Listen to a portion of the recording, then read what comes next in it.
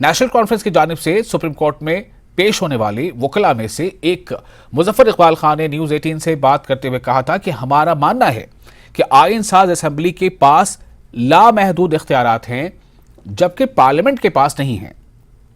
मुजफ्फर इकबाल खान ने कहा कि सुप्रीम कोर्ट में गुलाम नबी आज़ाद की कोई दरख्वास्त नहीं है, यानी DPAP के जो सदर हैं गुलाम नबी आज़ाद, उनकी कोई दरख्वास्त नहीं है और कपिल सिब्बल नेशनल कॉन्फ्रेंस की नुमाइंदगी कर रहे हैं।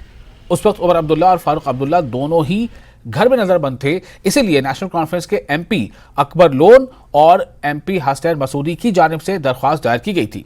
कपिल सिब्बल अकबर लोन की दरख्वास्त पर बहस कर रहे हैं। हमारे साथ हैं मुजफ्फर इकबाल खान, किस तरीके से किस चीजें देख रहे हैं और किस जहत में आगे बढ़ रहे हैं? कपिल सिब्बल साहब ही कंटिन्यू करेंगे, क्योंकि कल उन्होंने पूरे कंप्लीट अभी नहीं किए हैं आर्गूमेंट। वो एक आध दिन और लग सकता है। उसके बाद जो नेक्स्ट हैं गोपाल सुब्रमण्यम साहब, वो स्टार्ट करेंगे। जो आर्डर हमने दिया हुआ है, नोडल जो ऑफिसर अपॉइंट हुआ है कोर्ट की तरफ से ही, तो उम्मीद है आज कल तो बहुत अच्छे माहौल में आर्गूमेंट चलते रहे। आज भी ये कॉन्स्टिट्यूशनल इशू है और बहुत बड़ा इशू है। मेरे ख्याल में तारीख में after Kesavananda Bharati and after SR Bommai ये सबसे बड़ा मामला है। अगर देखें तो जिस तरीके का जो बुनियादी बात है, दस्तूर साज असेंबली, पार्लियामेंट, ये इसके इर्द गिर्द जो आर्गूमेंट हो रहा है, ये कितना महत्वपूर्ण है और इसको किस तरीके से तय करने की जरूरत है?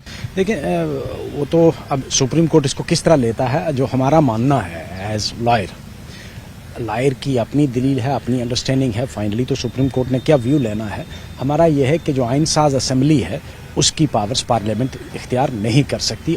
आइन साज असेंबली की पावर्स अनलिमिटेड हैं, पार्लियामेंट की पावर्स लिमिटेड हैं। तो अब ये देखते हैं इसको कैसे लेते हैं, सुप्रीम कोर्ट कैसे लेता है।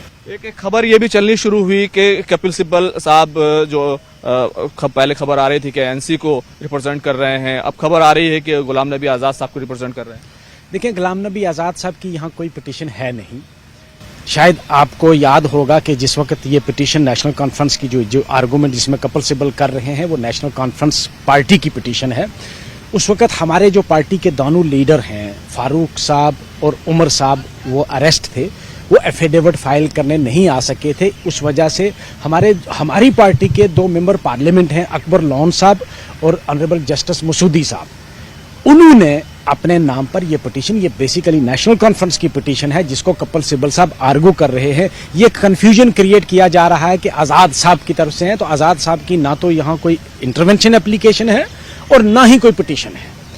सिब्बल साहब ने जो कल आर्गूमेंट स्टार्ट किए वो Akbar loan versus union of India है, जिसमें नेशनल कॉन्फ्रेंस के दोनों MP जो हैं वो पार्टी हैं।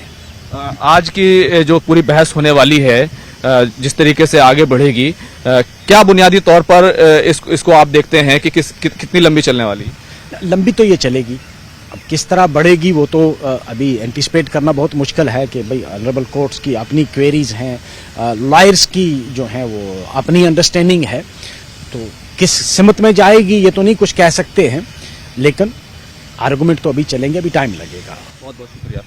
तो ये थे मुजफ्फर इकबाल खान जो हमसे बात कर रहे थे और उन्होंने साफ तौर पर 2 बातें कही हैं कि आइन साज असेंबली का जो आर्गूमेंट है वो एक बहुत ही महत्वपूर्ण है। उनका मानना है कि आइन साज असेंबली के जो इख्तियारात हैं, उसके जो हुदूद हैं वो लामहदूद हैं, जबकि पार्लियामेंट के जो इख्तियारात हैं वो महदूद होते हैं। दूसरा, इन्होंने बड़ी बात कही कि गुलाम नबी आज़ाद को कपिल सिब्बल रिप्रेजेंट नहीं कर रहे हैं, वो नेशनल कॉन्फ्रेंस को रिप्रेजेंट कर रहे हैं। कैमरामैन कार्तिक के साथ खुर्रम शहजाद, न्यूज़ 18 दिल्ली।